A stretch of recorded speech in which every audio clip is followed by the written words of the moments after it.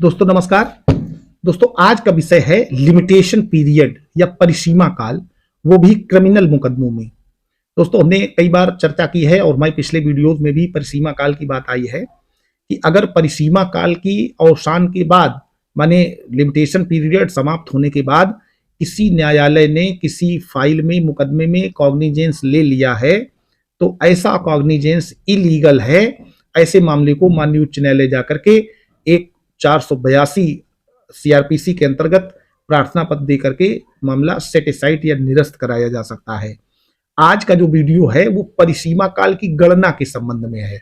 कैसे कैलकुलेट करेंगे कि हमारे मामले का जो परिसीमा काल है माने लिमिटेशन पीरियड है वो अभी अंदर है या बाहर निकल गया है, उसमें केस लॉस के आधार पर हम समझेंगे। कुछ ऐसी बातें बताएंगे कि सीआरपीसी में प्रोविजंस कहाँ हैं और किस तरीके से इसकी गणना करनी चाहिए जो लीगल हो। दोस्तों धारा 468 सीआरपीसी माने अध्याय 36 में इसका विवरण दिया हुआ है।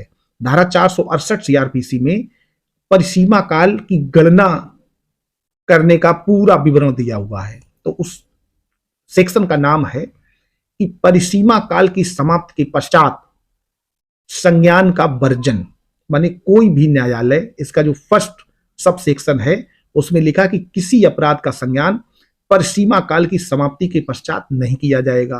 माने अगर लिमिटेशन पीरियड निकल गया है तो उस मामले का प्रसंज्ञान ही ट्रायल कोर्ट द्वारा नहीं लिया जाएगा। दूसरा, परिसीमा काल क्या है, किस अवधि से शुरू होता है, कैसे गणना होती है, तो इसके 3 पार्ट हैं। पहला फर्स्ट पार्ट है माने का धारा 468 का सब सेक्शन 2, उसका सब सेक्शन ए वो कहता है कि 6 माह का परिसीमा काल होगा यदि अपराध केवल जुर्माने से दंडनीय हो।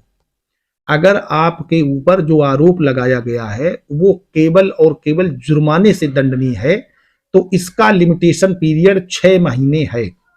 6 महीने पहले अपराध हुआ था, तब तक उस पर कॉग्निजेंस नहीं लिया गया तो आफ्टर 6 मंथ उस पर कॉग्निजेंस नहीं लिया जा सकता। लिया जाएगा तो इलीगल हो जाएगा। दूसरा, उसका बी पार्ट है कि 1 वर्ष का परिसीमा काल होगा यदि 1 वर्ष से कम अवधि के कारावास से दंडनीय अपराध का आरोप लगाया गया हो। माने 1 वर्ष से कम अवधि के कारागार से दंडनीय अपराध का आरोप है तो उसका लिमिटेशन पीरियड 1 वर्ष है। 1 वर्ष का समय समाप्त हो गया तो उस घटना पर चाहे भले ही पुलिस इन्वेस्टिगेशन करके और चार्जशीट दाखिल करे, उस पर कॉग्निजेंस नहीं लिया जाएगा। तीसरा, 3 वर्ष का परिसीमा काल होगा यदि 1 वर्ष से अधिक किंतु 3 वर्ष से कम अवधि के कारागार से दंडनीय अपराध का आरोप लगाया गया हो।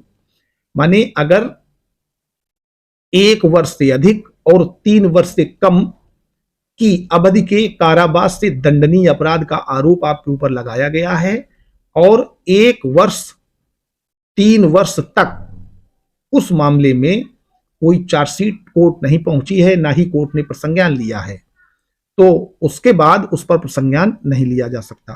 दोस्तों इसी का जो सेक्शन 468 का सब सेक्शन 3 है वो कह रहा है कि एक साथ विचारण में परिसीमा काल उस अपराध के प्रति अवधारित होगा जो कठोर दंड से दंडनीय हो।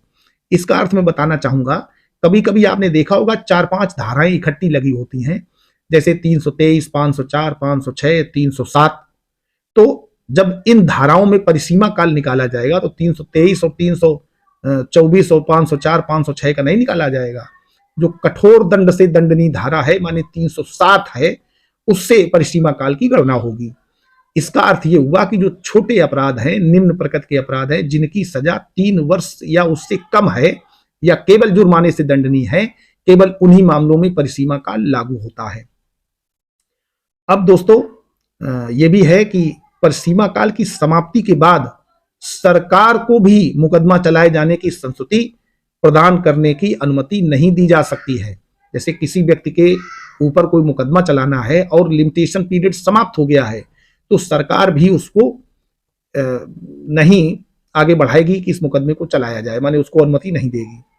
और अब एक और तरीका है कि परिसीमा काल की गणना किस दिन से की जाएगी।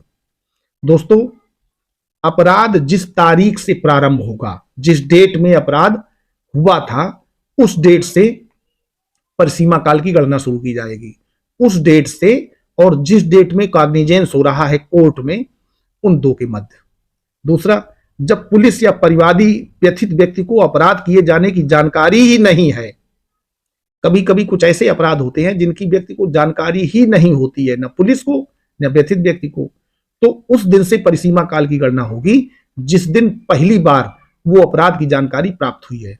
तीसरा, जब यह ज्ञात ही नहीं है कि अपराध किसने किया, अज्ञात व्यक्ति ने कोई अपराध किया है, तो परिसीमा काल उस दिन से नहीं शुरू होगा जब आपको यह जानकारी थी ये अपराध हो गया।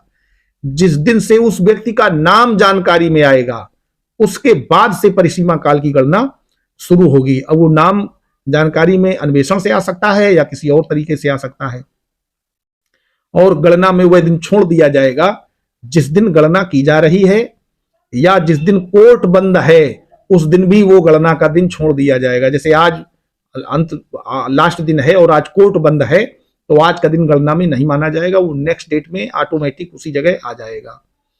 दोस्तों, इसके अलावा इस मामले में जिस दिन घटना हुई उस दिन से अगर कोई परिवाद दाखिल होता है, तो जैसे ही परिवाद की शिकायत दर्ज होगी, परिसीमा काल उसी बीच में जोड़ा जाएगा कि इस दिन घटना हुई थी और इस दिन न्यायालय में शिकायत दर्ज हुई है। इन दोनों के बीच में जो गैप है वो परिसीमा काल होता है।